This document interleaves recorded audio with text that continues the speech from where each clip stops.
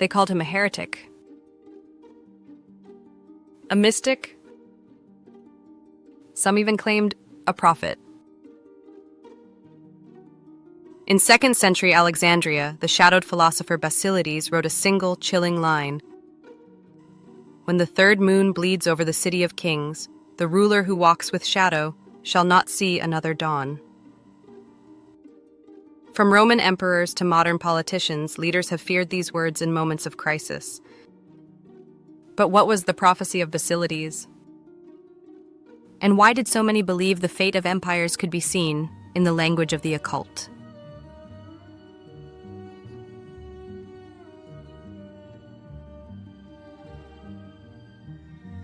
Basilides lived in Alexandria around the year 120 AD during the reign of the Roman Emperor Hadrian. It was a city of marble streets, towering libraries, and secret cults. A place where Greek philosophy, Egyptian magic, and Roman power all collided. In this world of ideas and intrigue, Basilides rose to prominence as a Gnostic teacher. His Gnosticism was not a simple religion. It was a radical worldview at the time. He taught that the visible world was a prison, shaped and ruled by hidden cosmic powers, and that only secret knowledge could free the soul. He spoke in symbols, weaving astronomy, numerology, and mysticism into his lessons. His students claimed he could interpret the patterns of the heavens like a map, reading the fates of men and empires in the movement of stars, the turning of the moon, even in the shifting of political tides. To those who believed, Basilides was more than a philosopher. He was a visionary, a man who had pierced the veil between the material and the divine, with prophecies that were no mere predictions, but warnings from the beyond, wrapped in layers of allegory so only the initiated could truly understand them. But his writings were condemned by early Christian leaders like Irenaeus and Hippolytus. They called his teachings dangerous, even poisonous. Many of Basilides' works were burned, and yet fragments survived. Merchants carried them to Antioch, scholars smuggled them to Constantinople, and mystics whispered them in the candlelit rooms of Damascus.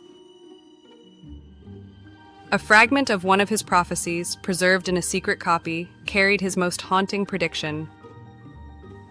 When the third moon bleeds over the city of kings, the ruler who walks with shadow shall not see another dawn.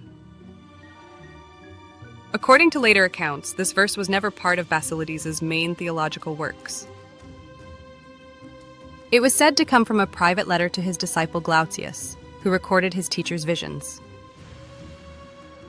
The letter itself was lost in the purges against heretical writings, but a copy of this single sentence survived, hidden within a Greek astrological treatise discovered centuries later in a monastery in Cappadocia. The true meaning behind the words are unknown. The phrase third moon, for example, has been debated endlessly. Some believe it means the third full moon of the year, a moment of transition in ancient calendars. Others think it refers to an astronomical cycle of eclipses known to Babylonian and Egyptian stargazers. The City of Kings phrase was equally mysterious. To some, it meant Rome, seat of emperors. To others, any city where royal power resided, like Alexandria, Baghdad, Constantinople, even London. And the phrase, the ruler who walks with shadow? To some, it meant a tyrant who courted dark forces. To others, a leader whose reign was plagued by secrecy, betrayal, or hidden enemies. Because the fragment was layered with symbolism, there was no exact timeline, meaning it could be adapted to almost any moment in history. It became a kind of occult mirror, in which each generation saw the reflection of its own fears. By the Middle Ages, the prophecy of Basilides had become a tool of diviners, astrologers, and court magicians. It was never read plainly, always interpreted, always shaped to fit the moment. Across centuries, leaders sought the occult for guidance, not always because they believed it entirely, but because they feared the price of ignoring it. So, the prophecy of Basilides became a living thing, a story, reshaped again and again, surviving because people needed it to survive. And history gives us many echoes of that survival. The first can be found in the reign of Emperor Julian. In the spring of 363, the Emperor Julian, known as the apostate for abandoning Christianity, prepared for his Persian campaign.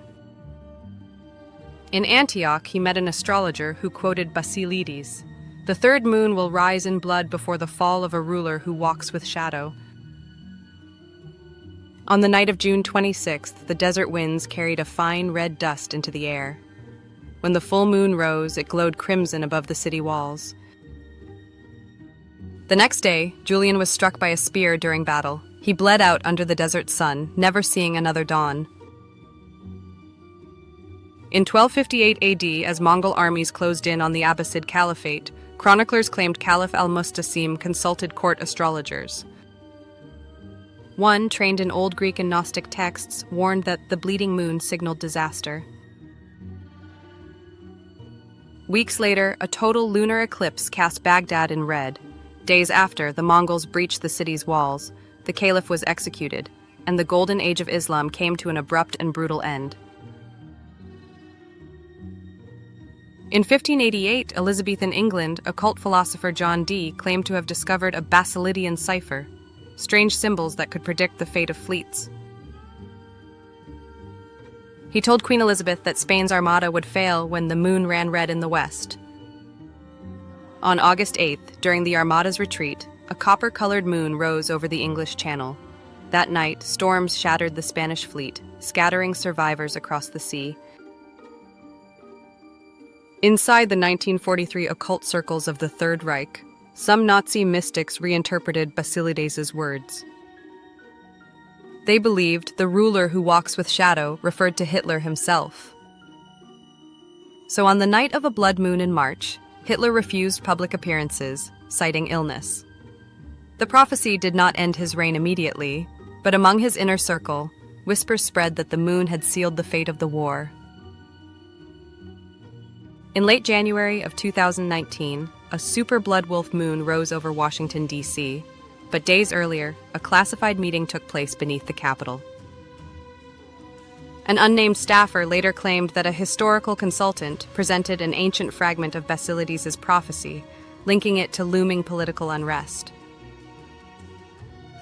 Within weeks, a wave of high-profile resignations shook the government. Some dismissed it as coincidence. But others whispered that even in the age of satellites and nuclear codes, leaders still listened to the same ancient words that once guided emperors and kings. Centuries have passed, and the question remains unanswered. Was Basilides truly foretelling the deaths of rulers?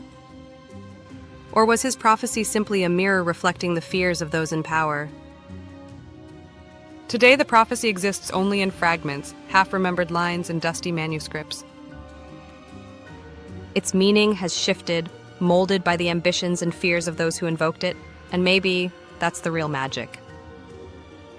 Not in foretelling the future, but in shaping it simply by believing. Thank you for watching. If you wish to hear more stories like this, give this video a like, and subscribe for more Legends in the Dark. Until next time.